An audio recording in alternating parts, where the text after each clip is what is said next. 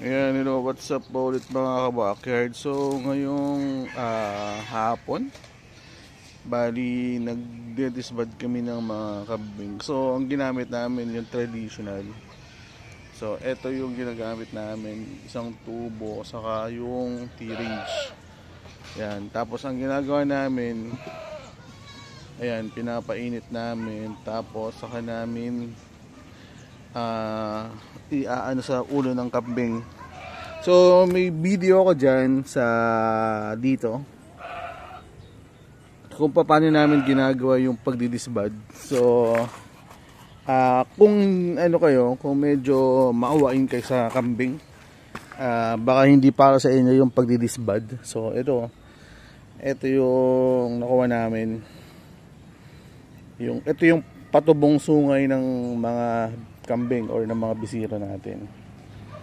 So ayan, so nakatatlo na kami. So medyo ano talaga siya, yun lang ang ano sa mga Anglo-Nubians, mas maganda kasi sila tanggalan ng mga sungay. Yan, asan ba iba? Yan, so ito pa, saan ba iba? Ayan o, diba? Ayan, tinatanggal natin yung sungay ng kambing. So pagdidisbad ang tawag dyan. So pakita natin yung mga ibang nadisbad na natin. Ang saging. Sige, bigyan mo, magbigay ka rin dito.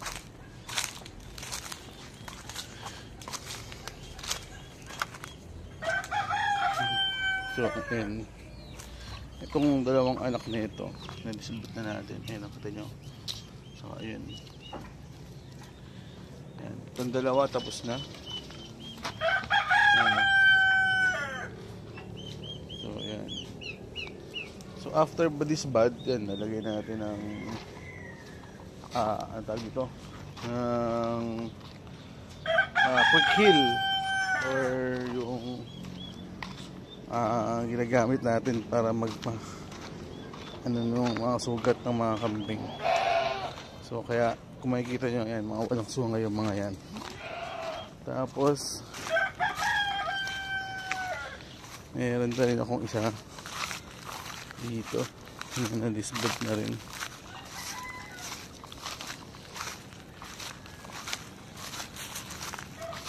Yan yung anak nito, na-disbad na rin namin yan.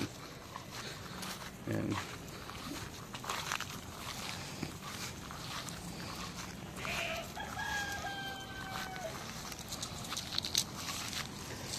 So ito is konti pa. Baka next week pa tong dalawa. Medyo maliliit pa yung sungay. Yung anak ng puti, total native naman yan. Baka hindi ko na siya i-disbad. Hayaan ko lang sunga yan. Kasi yan, either kakatayin ko, bibenta ko lang naman siya na may sungay. So, okay na yan.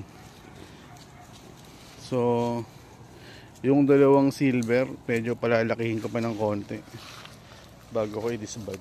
So, yun lang. Sinare ko lang yung mga na-disbad natin ng mga kambing.